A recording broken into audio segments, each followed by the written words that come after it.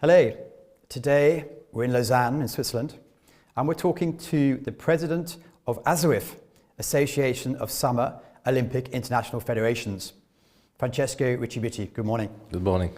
Thank you for taking the time today. My pleasure. I suppose the key for me is you are the umbrella organization of the 28 Summer Olympic International Federations. You've commissioned a report which is the future of global sport. That's been out in public domain for about 5 weeks now. So what was the reasoning behind that? And I guess we'll come on to the conclusions. But we as an association, we have the ambition not to be only the house of the common interest of our members, but also to be added value provider to the world of sport that is, as everybody knows, more or less in a very difficult time. Difficult means challenging time. So, as you know, I believe that sport now is really more relevant in the society, more and more, economically for the top sport, educationally, socially, health-wise, and on the other side is more complex.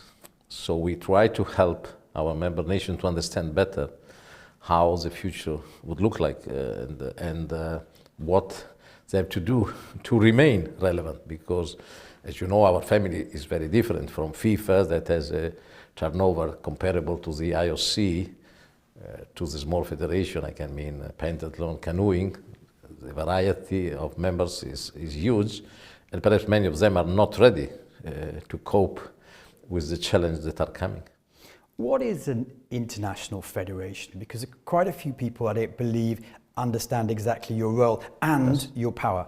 In few words, is a body that has been created basically in Europe. The model, the European model, that we call a socio-cultural model, was born in Europe. The modern sport was born around the end of 1800, beginning of 1900. If you see the history of our federation, the major one have been created in this time, and not before the competition, after, because the main reason was to have common rules for international competition. When the sport became a little bit more attractive and became international, so this was the need for people to sit down and to create international federation. Then the evolution is a little bit more important. The evolution was the governing body of each sport, ideally, obviously with many different evolution, sport by sport, according to the professionalization of the sport, and was a sort of family of national federation.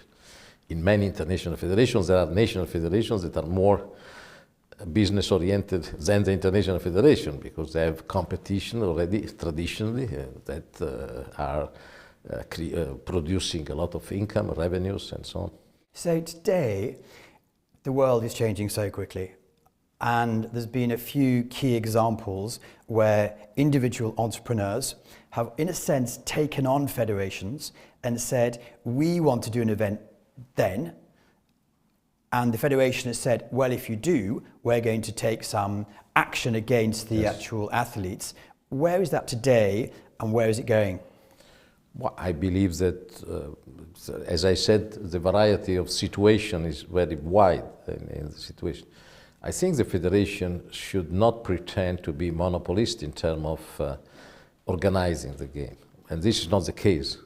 In the sport where the money is already there, I mean significant money, there are a lot of promoters. I can give you many examples. Golf is basically managed. The federation is just coming now to try to organize the Olympic Games event, but golf was more based by business organization, like the athletes, the player organization. Tennis is partly like that. Still, the federation is strong in controlling the worldwide competition, Davis Cup and Fed Cup and the Olympics, but basically the middle range of the game is controlled by ATP Tour. There are business organizations coming from athlete association, WTA Tour. So these are the two examples of surely the International Federation is not controlling anymore the full professional sport.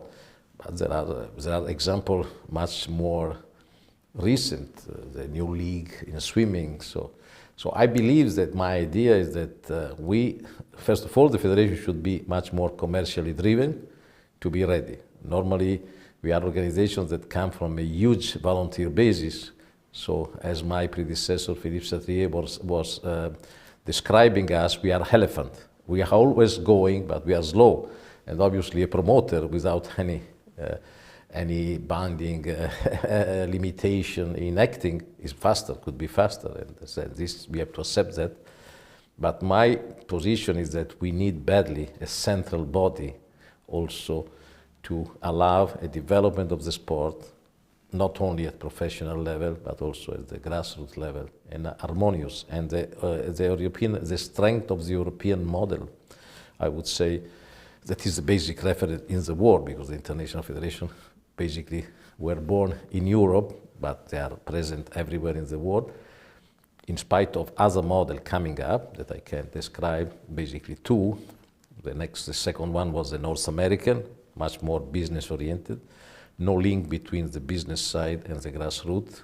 This is the strength of the European. And then also what we call the Eastern model, where sport much more based on government activity, so much less autonomy. Means Eastern means post-Soviet area and even Asia. So these are basically the three. The basic one is the European one, and I think is the working one, and we have to protect this one, but we need to do many things. Say the report's been out a few weeks now. Let's not talk about the big 5 federations who have masses of money and masses of employees. For the other federations, yes, how have they received this report? Because I read somewhere that you said it may be a wake-up call. Yes. Have they taken it as a positive wake-up call? Yes, I have to say I am surprised how positive has been taken. Because at the end of the story, the project only gives message and indication, 5, 6 messages, very important, very well known by many people, but obviously was a wake up to act and to be ready for some people, to be ready because money is coming. Sport is more relevant, so money is coming to more sport. Money is spreading, not at the level obviously of the top federation, but money is coming. Complication, complexity is coming. We have to be equipped to for instance, my position is that sport has to be seen, even in Europe, where we are, could be the most advanced in terms of analyzing the structure, the activity of sport, cannot be a matter of only on the non-competition area of the European community. We are ready to accept that we can have a competitor, but the competitor has to follow the rules, has to be accepting a coordination in the calendar. Just to give you some anticipation of what will be our study will continue and focus on the role of these bodies. So you're setting up also some small working groups almost, yes, to formalise this. I know you have the governance task force, yes, from 2015, and then just a few months ago you've had the GSMU, the governance, yes, support and monitoring units. Are they well received? Do they have a real purpose? Yes, as I said, I am amazed by the cooperation, level of cooperation.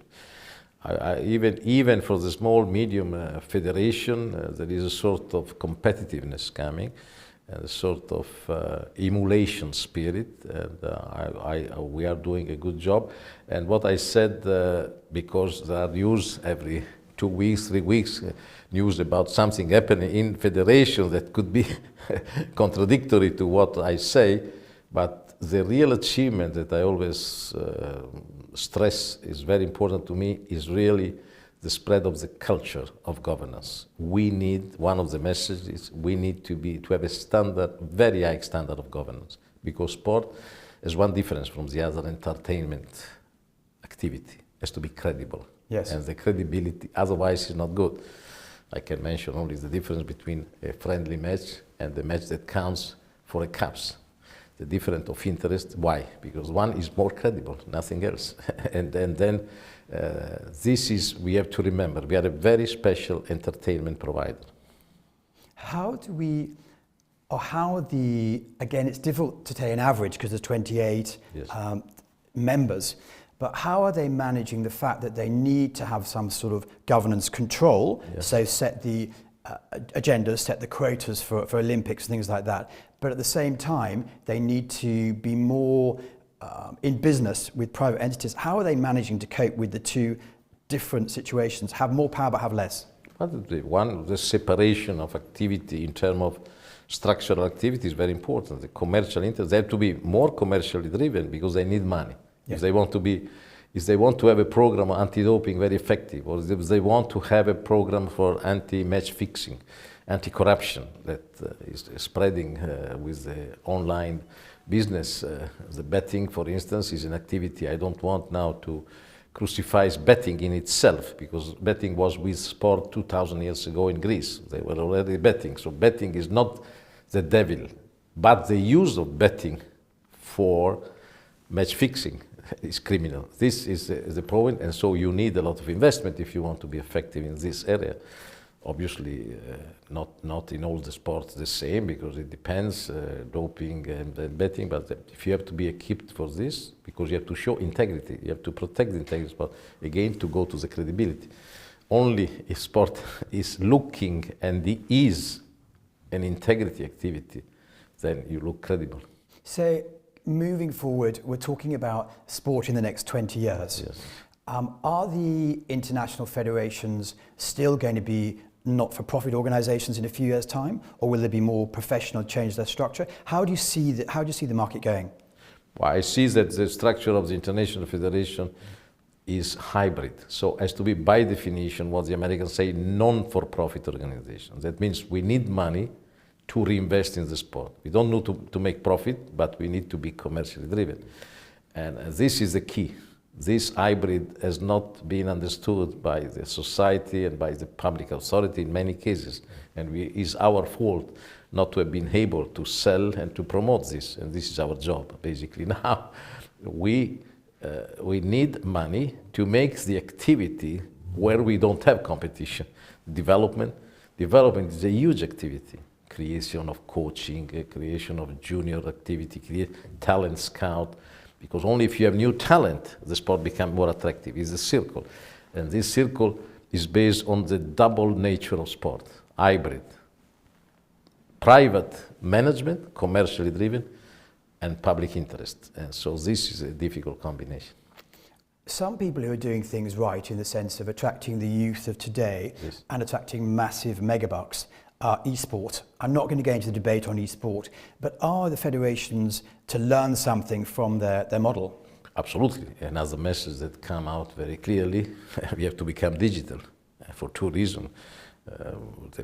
Many federations are already, so I would say this is not the weakest part of our family. Digital in two senses. One, in the innovation related to our sport. And how many tools now helps the officiating, how many tools in many sports, how many tools improves the equipment, but the most important is the other one, is the fan engagement. The social media, we need to engage fans, because we have internal competition within us. Everybody wants to attract the youth of the future to our sport, and so there is internal competition and external competition, and I mean e-games is one of the external competition. So there is in between a family in the e-games, that is the e-sport, as you want. We can debate a little bit. That is of our interest, absolutely. Last question. The fact that you're based in the Maison du Sport, which is where the majority of international federations are, does that help you spread your message that you are there to help protect and advance your members? Oh yes, it helped me physically, for context. We are in touch completely to serve them much better, but this is not the key, honestly. The key is that we have all our traditional meetings and forum, and I created, as I said, because my ambition was to make this association of an added value provider, and not only, as I said, the common interest house. And I felt one very simple thing from my business experience. I felt that the major skill in sport was in the International Federation. Not because I want to be self-complimentary, but because we have the challenge every day. And so I created 7 working groups of the professional people of our federation. And this really was a huge success. They are enthusiasts when they meet, and they provide really great input in each of the major field of our activity, and as medical, commercial, innovation, Paralympics, parasport. So we have big support from our federation. Good. Well, thank you very much for taking the time, and we look forward to watching where the market's going. Thank you. That's my pleasure. Thank you.